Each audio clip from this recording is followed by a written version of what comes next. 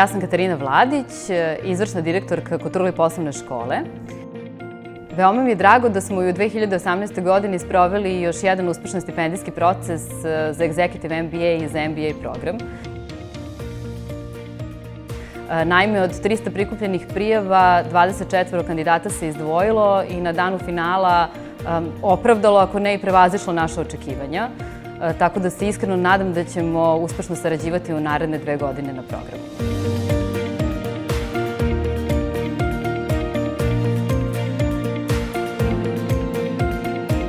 Dobrodošli u Kotruli.